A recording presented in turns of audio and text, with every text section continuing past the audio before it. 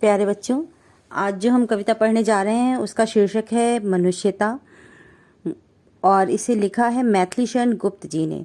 मैथिली शरण गुप्त जी का जन्म 1886 में झांसी के चिड़गांव में हुआ था और इन्हें राष्ट्रकवि कहा जाता है। इन्होंने बहुत आदर्शात्मक कविताएं लिखी हैं।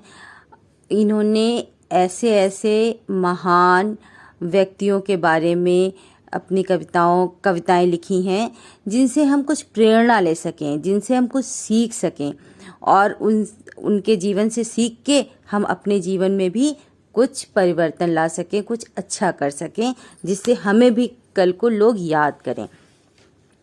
क्योंकि याद उसी को किया जाता है ना जो अच्छा होता है, जिसकी कुछ अच्छी यादें होती हैं, उसी को हम याद करते हैं ना।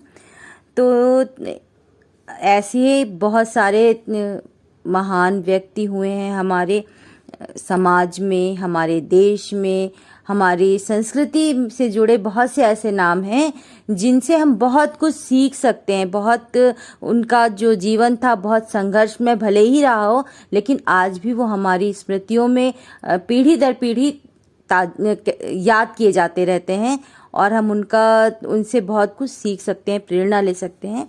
इसी पर आधारित है हमारी कविता मनुष्यता, जो हम शुरू कर रहे हैं। विचार लो कि मृत्यु है न मृत्यु से डरो कभी, मरो परंतु यो मरो की याद जो करें सभी। हुई न यो सुमृत्यु तो वृथा मरे वृथा जिए, मरा नहीं वही कि जो जिया न आपके लिए। यही पशु प्रवृत्ति है कि आप ही चरें, वही मनुष्य है कि जो मनुष्य के लिए मरे। देखिए क्या है, अब हम कुछ कठिन शब्द देख लेते हैं। मर्त्य क्या है? मर्त्य मतलब नश्वर, जो मृत्यु को प्राप्त हो सकता है, जो कभी भी खत्म हो सकता है। और सुमृत्यु क्या है? अच्छी मृत्यु। वृथा मतलब होता है व्यर्थ में ही जीना, व्यर्थ में, बेकार में। पशु प्रवृत्ति मतलब जानवरों का व्यवहार। तो अब देख लेते हैं इस पंक्तियों का अर्थ।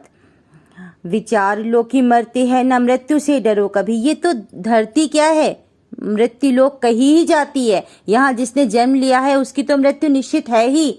ये मर्त्य लोक है, यहाँ पे जिसने भी जन्म लिया है उसकी मृत्यु निश्चित है। तो हमें मृत्यु से घबराना नहीं चाहिए। मरना तो है ही, लेकिन अब मरने से पहले कुछ ऐसे कर्म तो कर लें कि कोई मरने के बाद याद करे। कुछ ऐसे कर्म कर लें जिसे मरने के बाद लोग हमें याद करें, कुछ अच्छा सोचें हमारे बारे में।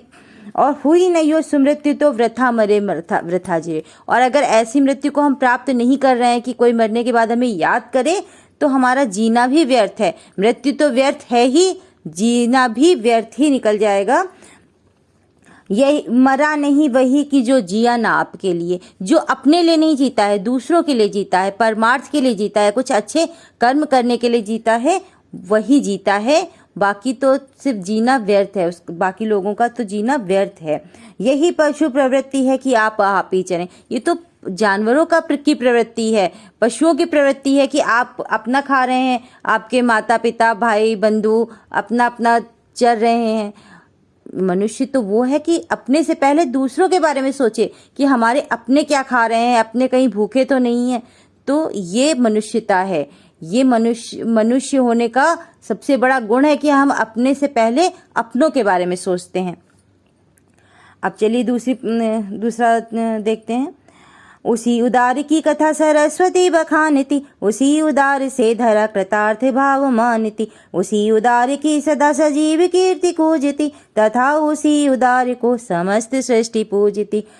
अखंड आत्म भाव जो असीम विश्व में भरे, वही मनुष्य है कि जो मनुष्य के लिए मरे। देखिए कह रहे हैं उदार क्या है? दयालु, परमार्थी, महान। सरस्वती बखानती, सरस्वती माँ को क्या कहा जाता है? वाणी की देवी कहा जाता है। और बखानती मतलब व्याख्या करती है, बताती है, ठीक है। और कृतार्थ मतलब एहसान मानना।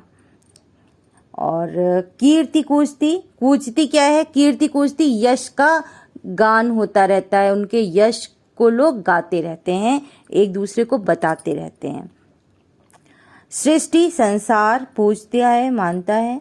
अखंड जो खंडित ना हो सके, जिसे तोड़ा ना जा सके, ठीक है।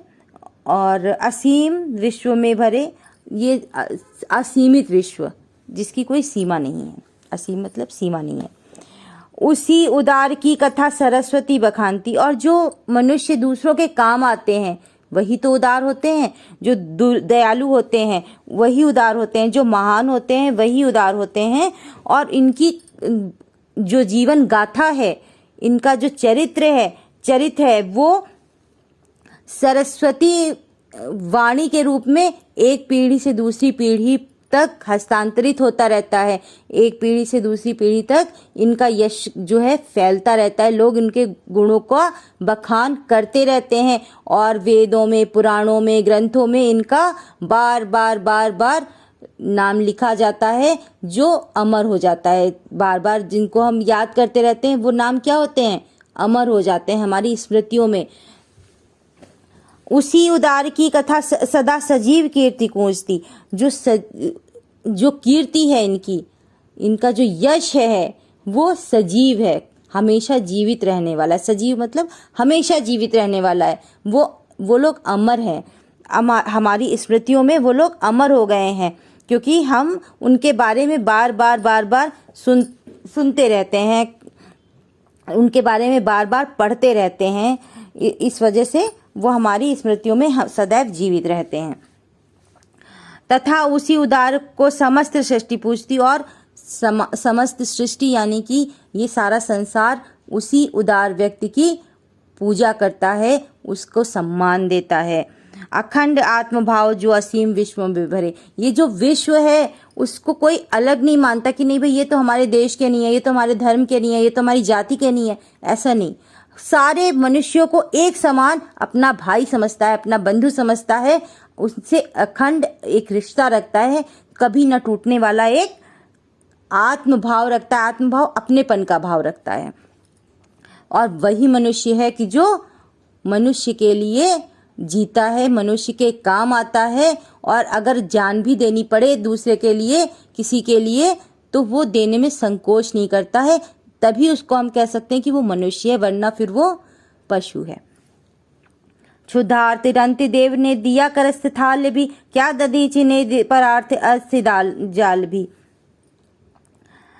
उसी नर क्षितिज ने समांश दान भी किया, सहर्ष वीर कर्णे शरीर चर्म भी दिया। अनित्य देह के लिए अनादि जीव क्या डरे, वही मनुष्य है कि जो मनुष्य के लिए मरे। देखिए क्या है, मैं रंती देव की कथा संक्षेप में बता रही हूँ कि रंती देव एक राजा थे, और उनकी एक बार देवताओं ने सोचा कि इनकी परीक्षा लेते हैं कि कितने बड़े दानवीर हैं। तो वो बहुत ही गरीब अवस्था में जंगल में भटक रहे थे, और उनको 43 दिन तक कुछ भी खाने को नहीं मिला। 43 यानी कि 43 डेज से कुछ भी खाने को नहीं मिला था। और अचानक से एक दिन उनके हाथ में थाली आ गई, भोजन की थाली आ गई। और सोचिए, कल्पना कीजिए, जो 43 दिन से भूखा उसके लिए उस भोजन का क्या महत्व है।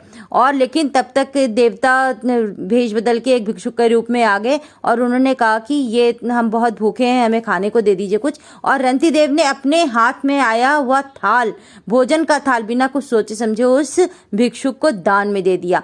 तो ये महानता की पराकाष्ठा हम कहेंगे कि इतना महान व्यक्ति, इतना दयालु व्यक्ति, इतना दानवीर व्यक्ति। तो कह रहे हैं कि क्षुधार्त मतलब होता है भूख से व्याकुल, और करस्थ मतलब हाथ में आया हुआ थाल, और दधीची एक ऋषि थे। परार्थ मतलब दूसरों की भलाई के लिए, अस्थि जाल यानी कि अपने शरीर की अस्थियां, कंकाल तंत्र जिसे कहते हैं। उशी नर क्षितिज, उशी नर जो है गांधार का पुराना नाम है, गांधार देश का पुराना नाम है। क्षितिज मतलब राजा, उसी गांधार के राजा। स्वमांश मतलब अपने शरीर का मांस, मांस यानी कि मांस, चर्म, ठीक है। और सहर्ष मतलब खुशी खुशी, शरीर चर्म। अनित्य देह मतलब जो नश्वर है, अनित्य मतलब नश्वर देह, नश्वर मतलब जो नष्ट हो जाएगी आज या नहीं तो कल। और ठीक है, अनादि मतलब जिसका कोई अंत नहीं है। ठीक है, अब इसकी व्याख्या देख लेते हैं। क्षुद्धार्थ रंति देव ने दिया करस्थ थाल भी, तथा ददीच ने दिया परार्थ अस्थि जाल भी। और रंति देव ने अपने हाथ में आया हुआ भोजन सहर्षि एक दान कर दिया, एक भिक्षुक को दान कर दिया। बिल्कुल भी नहीं सोचा इस बारे में कि अपना पहले खा लें फिर दूसरे को दें। और वैसे ही दधीच, दधीच एक ऋषि थे, एक राक्षस था, वृत्तासुर नामक का राक्षस था। तो उसको मारने के लिए उसको ये वरदान प्राप्त था कि वो किसी की हड्डियों से ही जो अस्त्र बनेगा, वज्रास्त्र बनेगा, उससे ही उसका वध हो सकता है। तो किसी जीवित व्यक्ति से हम कैसे उसकी हड्डियां ले सकते हैं? लेकिन ऋषि दधीचि ने कहा कि नहीं, इस महान कार्य को करने के लिए, क्योंकि वृत्तासुर का मरना आवश्यक था, वो राक्षस था, वो दूसरों के नुकसान पहुंचा रहा था। तो मनुष्यता की रक्षा के लिए उन्होंने अपने शरीर की हड्डियों का दान करना भी स्वीकार कर लिया। और उसी नर क्षितिज ने स्वमांश दान भी किया। देखिए, इसमें भी, इसके पीछे भी एक कथा है कि राजा शिवी थे, वो उनके पास एक कबूतर उड़ते हुए आया और उनकी शरण में आया कि हमको बचा लीजिए, क्योंकि एक बहेलिया उसको पकड़ना चाहता था। तो बहेलिया ने कहा, ये तो मेरा शिकार है, मुझे मांस इसका खाना है, आप दे दीजिए। लेकिन जो शिवी थे, राजा थे, उन्होंने कहा कि नहीं, ये तो मेरे पास शरण में आया है, तुम इसके बदले मेरा मांस ले लो। तो कहा ठीक है। देखिए, वो भी परीक्षा ले रहे थे, भगवान उनकी भी परीक्षा ले रहे थे। तो उन्होंने कहा ठीक है, इसके बदले हम अपना मांस दे देते हैं। तो एक तराजू में एक तरफ कबूतर बैठ गया और दूसरी तरफ राजा ने अपने शरीर का मांस काटना शुरू कर दिया और शरीर का मांस काट के देना शुरू कर दिया। और कबूतर का जो वजन था वो लगातार बढ़ता रहा, क्योंकि वो भगवान की माया थी। और धीरे धीरे उन्होंने अपने शरीर का सारा मांस दान कर दिया। तो ऐसे ऐसे महान लोग हमारे संस्कृति से जुड़े हुए हैं, हमारी संस्कृति में हैं, जिनसे हम, अगर हम इतना नहीं भी कुछ कर सकते हैं तो कम से कम दूसरों की मदद तो कर ही सकते हैं। तो कहते, और सहर्ष वीर कर्ण ने शरीर चर्म भी दिया। कर्ण की कथा क्या है? कुंती पुत्र कर्ण था, उनको सूर्य उनके पिता थे। सूर्य ने उनको कवच और कुंडल वरदान स्वरूप दिया था कि जब तक ये कवच और कुंडल तुम्हारे पास रहेगा तब तक तुम्हें कोई मार नहीं सकता। लेकिन जब महाभारत के युद्ध में छल से इंद्र ने उनसे कवच और कुंडल मांग लिया, क्योंकि कहा जाता है कि वो बहुत बड़े दानवीर थे, किसी को भी खाली हाथ नहीं भेजते थे। अब खाली हाथ नहीं भेजते थे तो कवच कुंडल मांगा उन्होंने, और उन्होंने कवच कुंडल निकाल के दे दिया, ये जानते हुए भी कि अगर कहते हैं कवच कुंडल उनके पास नहीं होगा तो उनकी मृत्यु निश्चित है। लेकिन उन्होंने अपने, आज भी हम उनको इस नाम से जानते हैं कि दानवीर कर्ण, वो बहुत बड़े दानी थे।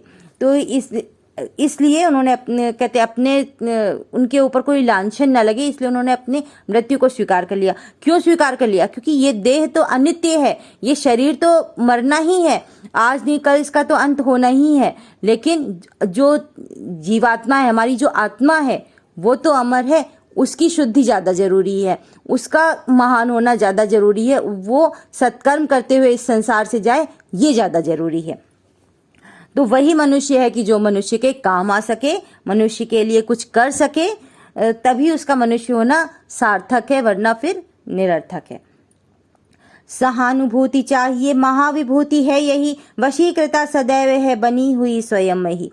विरुद्धवाद बुद्ध का दया प्रवाह में बहा, विनीत लोक वर्ग क्या न सामने झुका रहा। आहा वही उदार है परोपकार जो करे, वही मनुष्य है कि जो मनुष्य के लिए मरे।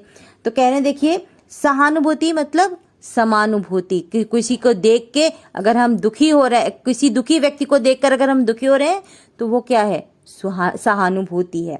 महाविभूति, सबसे बड़ी अनुभूति, सबसे बड़ा उपहार यही है। ठीक है। वशीकृता, वश में, मही धरती, विरुद्धवाद, विरुद्ध मतलब विरोध। ठीक है।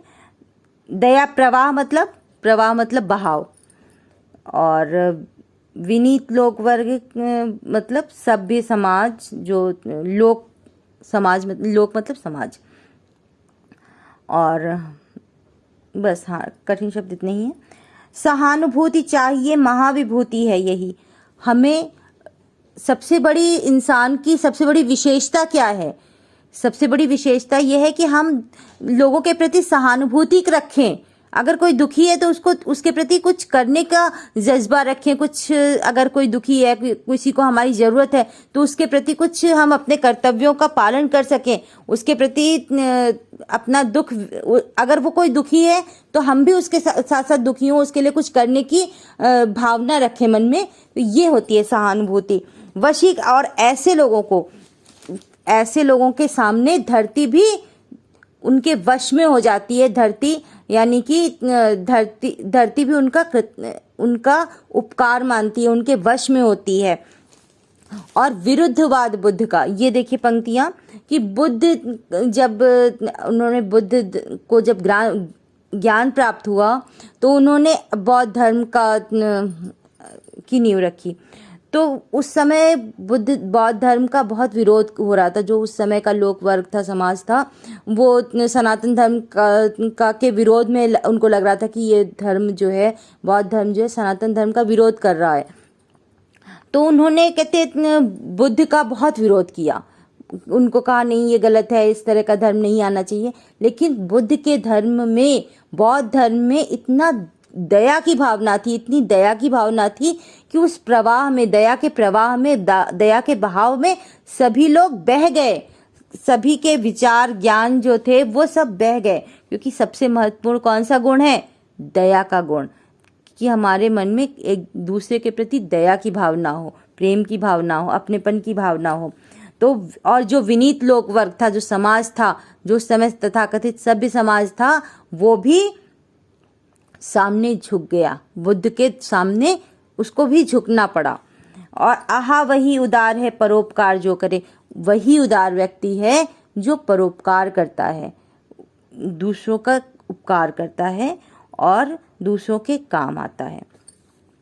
रहो न भूल के कभी मदांत तुच्छ वित्त में, सनाथ जाने आपको करो न गर्व चित्त में। अनाथ कौन है यहाँ त्रिलोकनाथ साथ है, दयालु दीन बंधु के बड़े विशाल हाथ हैं। अतीव भाग्यहीन है अधीर भाव जो धरे, वही मनुष्य है कि जो मनुष्य के लिए मरे।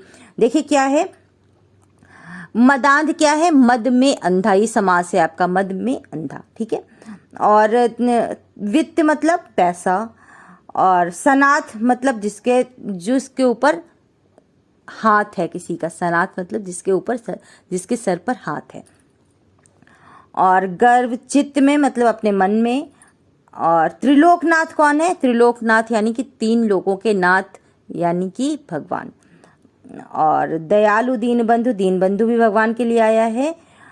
और अतीव भाग्यहीन है, अत्यंत भाग्यहीन है। अधीर मतलब जिसके पास धैर्य ना हो, ठीक है। तो चलिए अब इसकी व्याख्या देख लेते हैं। तो हमें कभी भी जरा से पैसा हमारे पास आ जाता है, हम गर्व में आ जाते हैं, हम घमंड आ जाता है हमारे अंदर कि हम तो बहुत, हमारे ऊपर तो भगवान की बड़ी कृपा है, हमारे पास पैसा है, हम तो कुछ भी कर सकते हैं, हम बहुत बड़े हो गए, हम बहुत समर्थ हैं हर काम करने में।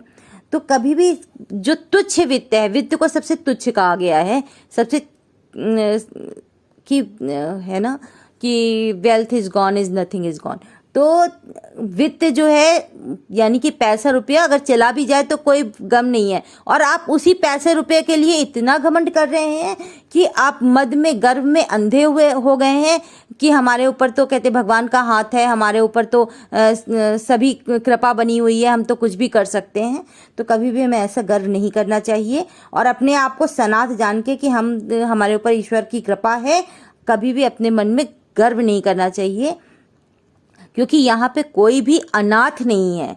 अनाथ मतलब जिसके ऊपर किसी का हाथ नहीं है, यानी कि भगवान जो त्रिलोकीनाथ है, ईश्वर जो है, उसका सभी व्यक्तियों के ऊपर बराबर का आशीर्वाद है। कोई अमीर है चाहे कोई गरीब है, आशीर्वाद, भगवान की कृपा सभी लोगों को बराबर से प्राप्त होती है, मिलती रहती है।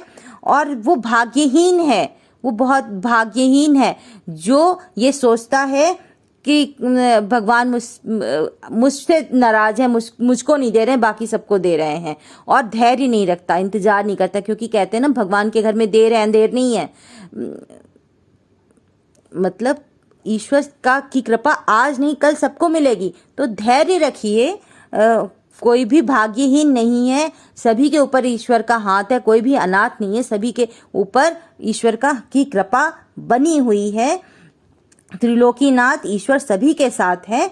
तो अपने ऊपर अगर कोई समर्थ है, सभी तरह से सुखी है, तो उसको कभी भी अपने मन में गर्व नहीं करना चाहिए, और जो दुखी हैं उनके प्रति हमेशा सहानुभूति की भावना रखनी चाहिए, क्योंकि आज नहीं तो कल उनको भी भगवान की कृपा प्राप्त हो ही जाएगी। बस धैर्य रखने की आवश्यकता है। अनंत अंतरिक्ष में अनंत देव है खड़े, समच्छे ही स्वबाहु जो बढ़ा रहे बड़े बड़े। परावलंब से उठो तथा बढ़ो सभी, अभी अमर्त्य अंक में अपंक हो चढ़ो सभी। रहो नयों की एक से न काम और का सरे, वही मनुष्य है कि जो मनुष्य के लिए मरे।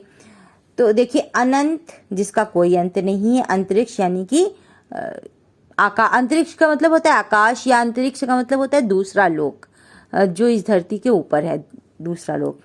ठीक है। अनंत मतलब बहुत सारे, और स्वबाहु मतलब अपनी बाहें, परस्पर परालंबन मतलब अवलंब मतलब होता है सहारा, और परस्पर मतलब होता है एक दूसरे का सहारा। ठीक है। और अमर्त्य, जो अमर्त्य अंक मतलब जो कभी मरे नहीं। तो ऐसा कौन व्यक्ति होता है जो कभी मरता नहीं है, यानी कि भगवान। अमर्त्य अंक मतलब गोद, अंक मतलब होता है गोद, अमर्त्य मतलब ऐसी गोद, ऐसे व्यक्ति की गोद जो कभी मरता नहीं है, यानी कि ईश्वर की गोद। ठीक है। अपंक मतलब सभी प्रकार की बुराइयों से दूर होके। ठीक है। तो अभी हम इसकी व्याख्या देख लेते हैं।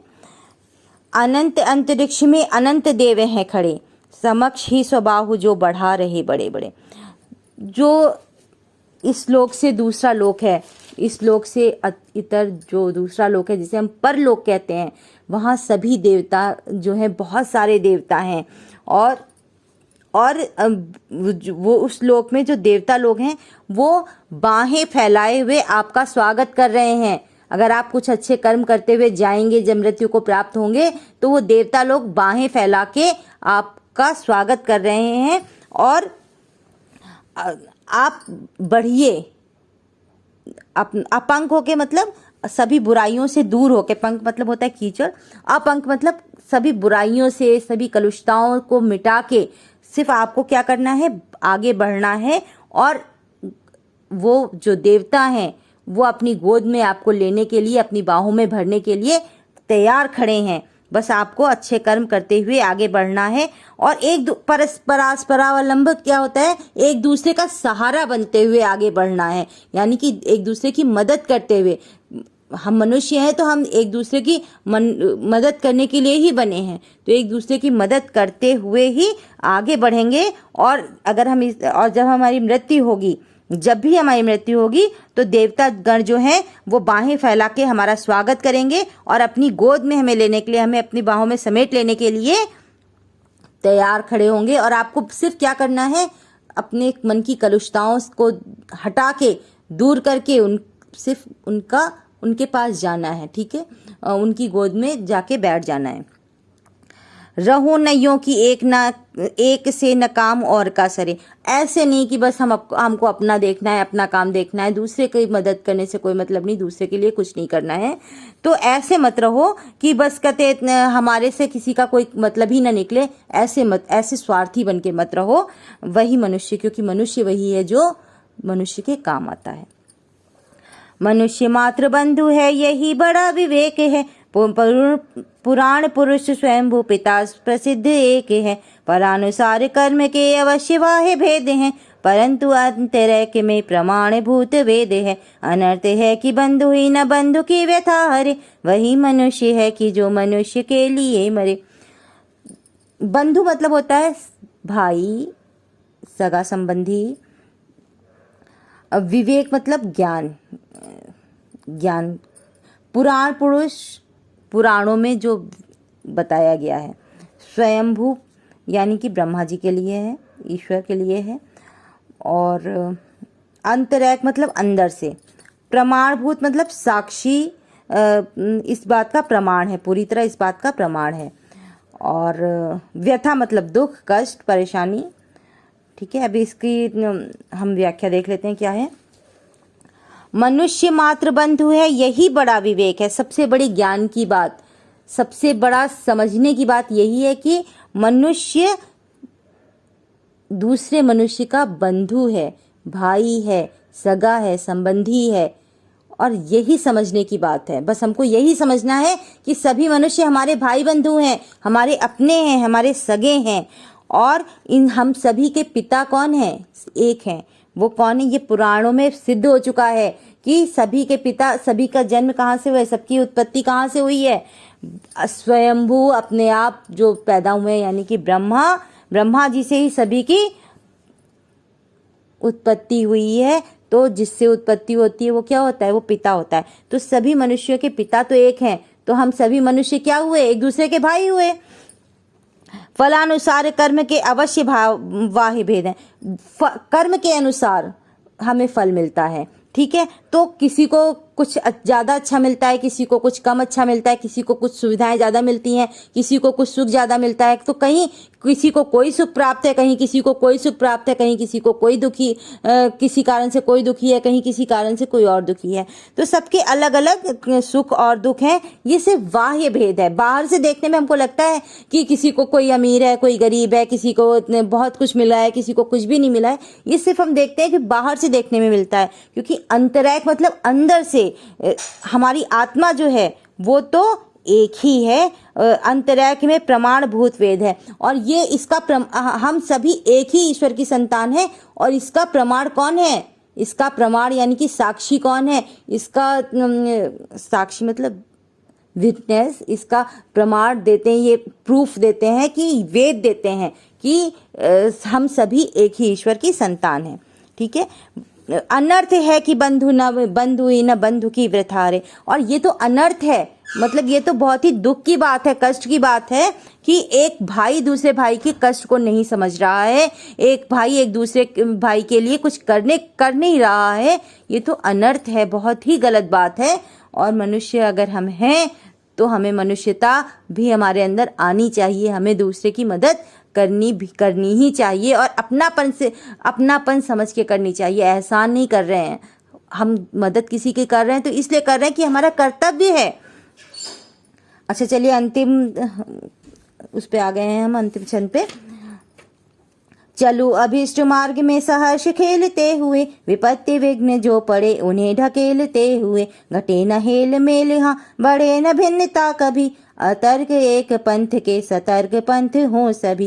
तभी अमर्त्य भाव है कि तारता हुआ तरे। वही मनुष्य है कि जो मनुष्य के लिए मरे। अभीष्ट मतलब इच्छित, ठीक है, जो हम चाहते हैं वो चीज़। सहर्ष मतलब खुशी खुशी। विपत्ति मतलब दुख परेशानी। विघ्न मतलब रुकावट। और ढकेलते हुए मतलब हटाते हुए। हेल मेल मतलब मिलजुल के। और अतर्क मतलब जिसमें कोई तर्क नहीं है। अतर्क मतलब जिसमें कोई तर्क नहीं है, कोई वाद विवाद की संभावना नहीं है। और सतर्क मतलब वो होता है बहुत कॉन्शियस, जिसे कहते हैं ना, सतर्क होके चलो, बहुत एकाग्र होके चलो। और तभी समर्थ भाव है कि तारता हुआ चले। समर्थ मतलब सक्षम, और तारता हुआ मतलब मोक्ष को प्राप्त करना या तृप्त होना, इस सेंस में आएगा। और वही मनुष्य है कि जो मनुष्य के लिए मरे। ठीक है, चलो देखिए, चलो अभीष्ट मार्ग में सहर्ष खेलते हुए। ये जो अभीष्ट मार्ग है, क्या अभीष्ट मार्ग है? मनुष्यता का जो मार्ग है, परोपकार का जो मार्ग है, कर्तव्य का जो मार्ग है, ये हमारा अभीष्ट होना चाहिए। यही हमारा अंतिम लक्ष्य होना चाहिए। और इस मार्ग में, इस लक्ष्य को प्राप्त करने के मार्ग में हमें सहर्ष खुशी खुशी आगे बढ़ना है। इस मार्ग पे हमें खुशी खुशी आगे बढ़ना है। और इस रास्ते में अगर हम चलते हुए हमें कुछ विपत्तियों को झेलना पड़े, कुछ रुकावटों को झेलना पड़े, तो उन्हें भी हमें ढकेलना है, आगे हटाना है, उनसे को अपने रास्ते से हटाते हुए चलना है, अपने कर्तव्यों का पालन करते हुए चलना है। घटे ना मेल हेल मेल, हेल मेल मतलब आपसी मेल जोल जो है वो घटना नहीं चाहिए। वो हमेशा कहते एक दूसरे के प्रति जो प्रेम भाव है वो बना रहना चाहिए, और बढ़े ना भिन्नता कभी, और कभी भेदभाव नहीं बढ़ना चाहिए कि नहीं हम तो इस वर्ग के हैं, हम तो इस जाति के हैं, हम तो इस धर्म के हैं, हम तो ये मतलब अलग अलग, अपने आप को अलग नहीं समझिए, सभी को मनुष्य समझ के चलिए। हम मनुष्य हैं, सभी मनुष्यों को अपना समझ के चलिए। अतर्क एक पंथ के सतर्क पंथ हो सभी। देखिए अतर्क एक पंथ, ये जो कर्तव्य का पथ है वो अतर्क है, इसमें कहीं कोई संदेह ही नहीं है, कहीं कोई वाद विवाद की गुंजाइश ही नहीं है कि ये पथ जो है, मनुष्यता का जो पथ है वो अतर्क है, कर्तव्य का जो पथ है वो अतर्क है, उसमें कहीं कोई तर्क वितर्क की गुंजाइश नहीं है। और हमें सतर्क होके, सावधान होके, सतर्क माने होता है सावधान होके, हमें सावधान होके इस पंथ का अनुसरण करना है, इस पथ पे चलना है, क्योंकि हम इस पथ पे चलने वाले राही हैं। ठीक है, तभी समर्थ भाव है कि तारता हुआ तरे, और आप तभी समर्थ कहलाएंगे, आप तभी आप कितने महान हैं ये तभी पता चलेगा जब आप खुद तो अच्छे कर्म करेंगे ही और मोक्ष को प्राप्त करेंगे। जब हम अच्छे कर्म करते हुए मृत्यु को प्राप्त करते हैं तो हम मोक्ष की प्राप्ति होती है। तो हम खुद तो मोक्ष तभी प्राप्त करेंगे जब हम दूसरे को भी अच्छे कर्म करने की प्रेरणा देंगे, दूसरों को भी कुछ सिखाएंगे कि वो भी कुछ अच्छा कर सके, कुछ बेहतर कर सके अपने जीवन में, और वो भी मोक्ष को प्राप्त करें। ठीक है, तो अगर हम दूसरे के भलाई के लिए भी करते, दूसरों को भी ऐसे प्रेरणा देते हुए चलेंगे, तभी हमको समर्थ माना जाएगा, हमें महान माना जाएगा। और अंतिम पंक्तियां, वही मनुष्य है कि जो मनुष्य के लिए मरे, वही मनुष्य होता है जो मनुष्य के काम आता है। और अगर मनुष्य हम के रूप में हमने जन्म लिया है तो हमें कुछ ऐसे कर्म करने चाहिए कि लोग हमें मरने के बाद याद रखें, और अगर जीते जी हम किसी का कुछ भला कर सकते हैं तो हमें उसमें कोई संकोच नहीं होना चाहिए, और अगर हमारे मृत्यु से भी किसी का भला हो सके तो हमें उसमें भी संकोच नहीं होना चाहिए। ठीक है, मुझे लगता है कि आपको ये कविता